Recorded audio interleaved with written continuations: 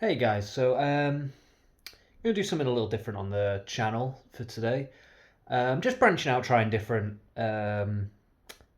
things, I guess. Just trying to have some fun with the channel. Now, if you've seen the title of the video, then you know that we're going to be doing a movie review today. I'm going to be doing a bunch of movie reviews, I think, going into the future. And again, just seeing how this plays out on the channel, seeing how if people like it. So. I watched 2001: A Space Odyssey yesterday, and I have to say, very intriguing, interesting movie. And I will say, a lot of people seem to get this movie wrong, I guess, and it's easy to do so because it's not a very easy movie to decipher and understand, and I haven't for a long time. I've seen it a few times in my life when I was a younger man, before I gained lots of esoteric knowledge.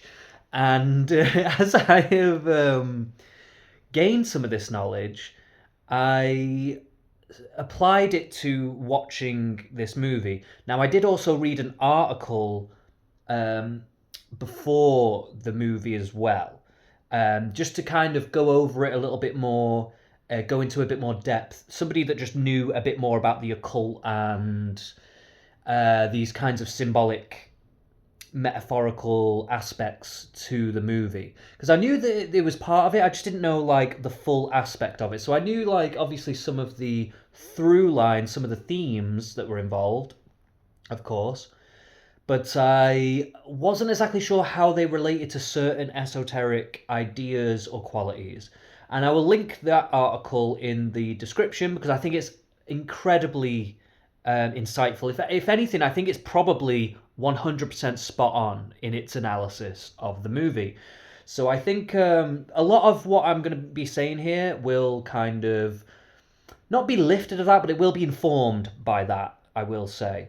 However, I did find that I noticed certain things that were not necessarily covered in the article either. Just certain, like slight observations that I had myself. But anyway, let's get into the movie a little bit here and let's talk about what it's all about. So, 2001: A Space Odyssey is not your typical movie. It doesn't have a typical narrative per se. It's kind of split up into a four-act structure, and each act is more or less kind of like a symbolic idea in of itself. But they all run through the same kind of theme, I guess, or at least the first act does, and then the last three are kind of like actually the main film that kind of flesh out the first part, I suppose. Now, I'm assuming that most people here have actually seen the movie. This is more like an analysis slash review rather than like a just a general review. And if you've seen the movie, spoiler alert, guys, I'm going to be doing spoilers in this, so if you haven't seen the movie, go see the movie. Um, but basically, the first act of the movie, it depicts a bunch of apes basically living in the prehistoric ages, and it shows like a specific ape um, kind of being influenced by these kinds of black monolith things that essentially are there to facilitate evolution. Now, evolution is kind of the through line theme of the movie. Like the movie is more or less um, it's a comment on the potential of evolution, and it kind of starts with showing the most primitive part of evolution that we all kind of not necessarily know about, but like we can kind of picture or see. Like, so it begins with these apes, they have these bone tools, and this kind of sparks a thought revolution that kind of gets the noggin jogging and kickstarts a kind of new evolutionary phase of life on Earth. And this idea then gets um, taken to the nth degree. when we get to the future. So there's a part where the ape throws up a bone in the sky and it turns into a spaceship. And now we're like, thrown tens of thousands, if not maybe even millions of years into the future to 2001, where we're now flying around in space, right? Now, what happens is this group of colonists, shall we say, colonists to the moon. We're talking about like kind of Elon Musk wannabes, I guess. Or I guess it's the other way around. It's Elon Musk wants to be them, I suppose, from this movie. But they're colonizing the moon. And what happens while they're colonizing the moon is they discover a black monolith. And this black monolith, more or less, it shoots a message, right, or a signal to Jupiter. And Jupiter is very important in this movie. Now, it's not spoken about a lot. Jupiter is not spoken about a lot. But there is a mission. They go to Jupiter. Because the signal went to Jupiter, they then go to Jupiter, okay?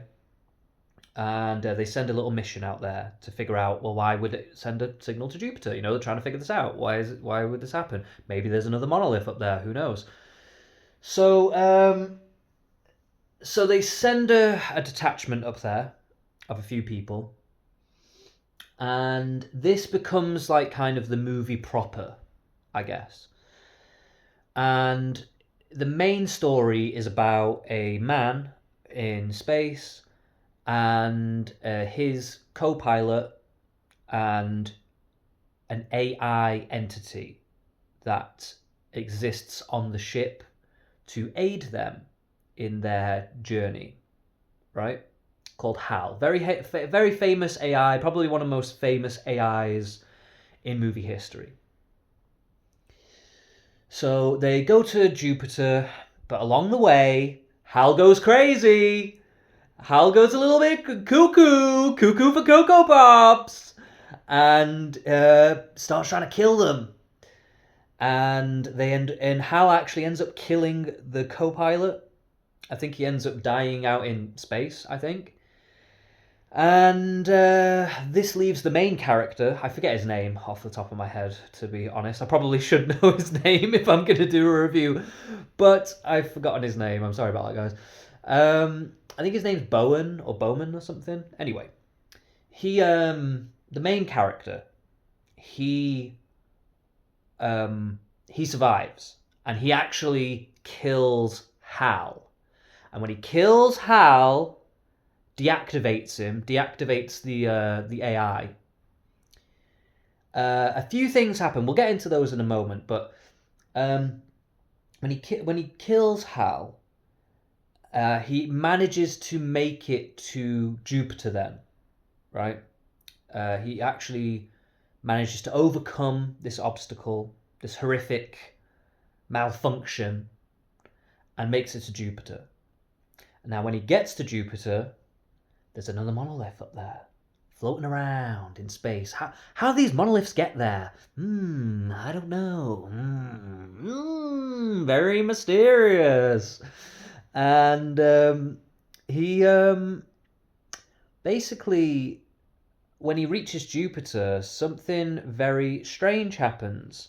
And all of a sudden, he is transported through a wormhole. And he comes out the other side into what appears to be a new dimension. A dimension in which he is now trapped, shall we say.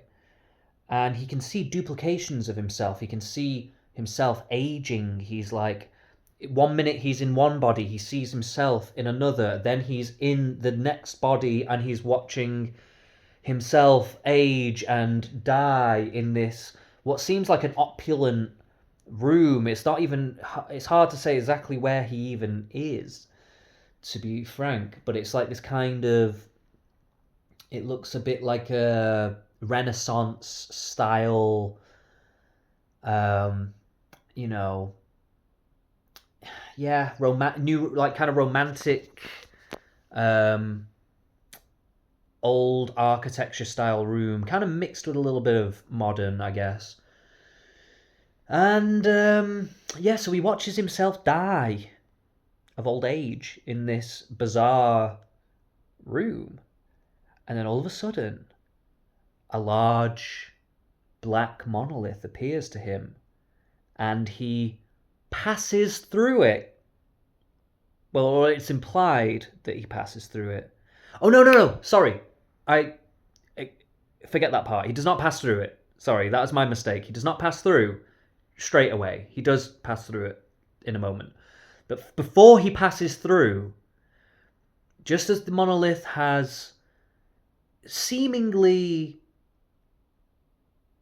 been the conduit, or the what would you call the catalyst for evolution, while he's on his deathbed, while he's dying of old age, all of a sudden the monolith appears and he becomes a new life form, a kind of baby, a kind of star child, they might say. And it's quite interesting. Like, he then passes through the monolith, and where does he arrive? But back well, not on Earth, but outside of Earth, within Earth's orbit, shall we say, looking down on the planet. And it's a very, very interesting movie. It's shot beautifully. The soundtrack is obviously legendary. It's a visual feast, basically, is what it is.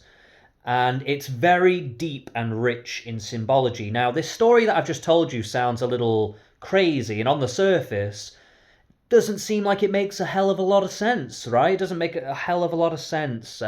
These black monoliths, these kinds of weird parts of evolution, and a guy going through a wormhole turns into a baby. What the fuck is all this about? Well, this is where the occult symbolism comes into play. So there are certain ideas in philosophy and occult belief, namely Gnosticism and Nietzschean ideas. Now, I'm not a scholar on any of this. I do have an interest in these things, but I am by no means a scholar on this. I'm not coming here pretending like I've been reading the Dead Sea Scrolls my entire life. Okay, all right.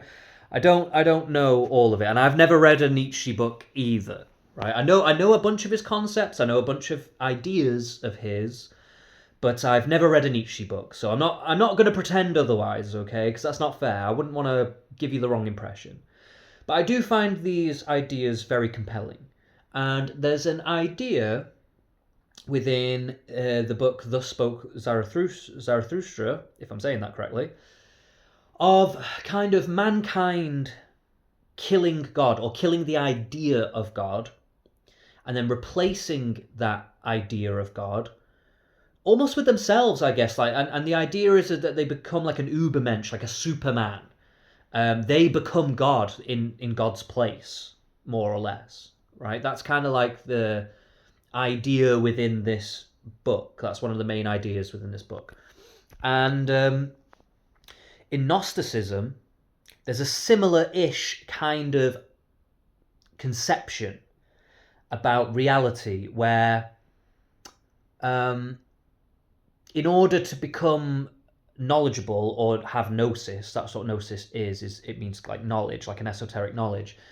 In order to have this kind of like divine knowledge, you have to overcome the material, and the material world is ruled by what they call the demiurge. And the demiurge is kind of like God, but not God. He's actually the evil God, like Satan, I guess, but he's like the evil god that rules the material world and it has us imprisoned here. And the only way to break free of the matrix, shall we say, is to kind of overcome the material, overcome the demiurge. And when you overcome this, then you can achieve gnosis, or godhood, perhaps, if you want to call it that, right? You evolve spiritually, shall we say. Now, there's also some other ideas, which I can't remember in the article where they said they came from, but there's a whole idea with the planets, right? And the planets are symbolic in lots of different esoteric belief systems. And some of the there's this idea that in order to reach a higher plane of existence or a higher consciousness, that you have to travel while the planets are aligned in a line, because obviously they all spin around each other in the solar system, but there's a certain point where they align for a short period of time. They all align in one straight line from the sun through to the last planet, which I guess is Jupiter, right? And so there's this idea that when that happens, if your soul, or if your, how would I say this? Say you could astral project or something, or your soul or whatever, or your body somehow can pass through, maybe your spirit, I guess, can pass through the planets at this exact moment, then you will reach like the Shangri-La. You will reach Gnosis. You will reach, the new spiritual awakening, the evolution. You will become God. You will become the Ubermensch, right? So that's kind of what this movie is about. It's about these concepts being applied in a very symbolic way. And it's very unique because normally these ideas are set within like a more religious setting, or they're set in like a more like kind of fantasy setting. But this is actually set in a sci-fi setting. And that makes 2001: A Space Odyssey an extremely, extremely unique movie. Like most movies that deal with these kinds of ideas just do not use sci-fi as a medium at all. Also, they're a little bit more on the nose. They're a little bit more how would you say, like they're a little bit more obvious. Like there'll be a bit more dialogue. There'll be certain characters that introduce certain ideas and stuff like that. But in 2001: A Space Odyssey, it's all very ambiguous. But once you start to see the symbology, it becomes easier to recognize what it is that they're doing.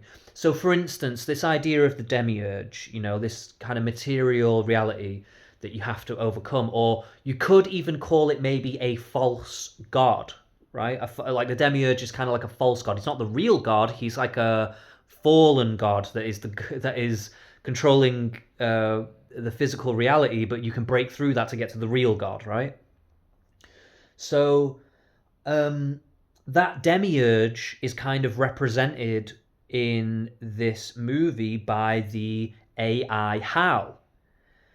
And that's very interesting. Obviously, we also have the journey that the main character is going on, where he's going past all the planets and then eventually ends up at Jupiter, and lo and behold, he goes through a wormhole, i.e., going through a kind of transformation, a gnosis, going through this kind of spiritual awakening, and coming through the other side, an evolved, godlike creature of some kind, right?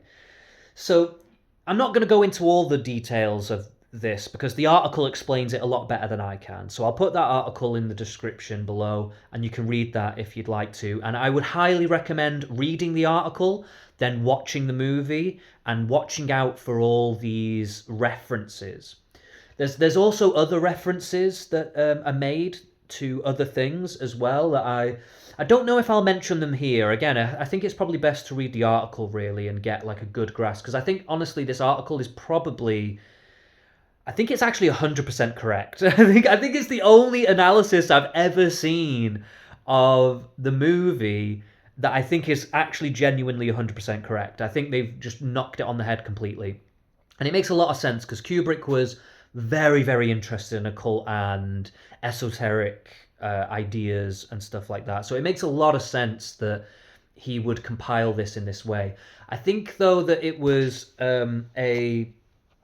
I think it was a purposeful, in a certain respect, it was a purposeful red herring to make it sci-fi, because I think that is kind of what threw everybody off from recognizing these kinds of esoteric ideas within the movie. The sci-fi setting is certainly how would you put it? It doesn't lend itself to these kinds of ideas, I suppose. Not normally, anyway. And people don't normally associate it with it. So I think it kind of helped to bury it. Also, the way that he displays it, like the lack of dialogue, like the more purposeful visual metaphors and things like that. Honestly, it's actually a genius movie. I always loved this movie growing up anyway, even though I didn't fully understand it as a younger man. I didn't fully... In fact, I think I've only just fully understood it watching it yesterday. Reading this article and watching it yesterday, now I feel like I understand it. Before that, I didn't really understand it. I understood maybe, I don't know, let's say 20%? Let's say 20% of the movie I understood. But I think now I understand 100%, and I find it now to be even more edifying as a movie. Like it's shot up into probably one of my favorite movies of all time, just already, just straight away. Just from reading that article, like I think that really changed a lot of my perspective on this movie. So I'm going to leave the analysis and the review there. I think, generally speaking, this is probably one of the masterpieces in film. And there's just no other way to get around that. It's just one of the masterpieces of cinema ever created. And a lot of people don't like it, mainly because they don't get it, I don't think. But hey, what are you going to do, eh?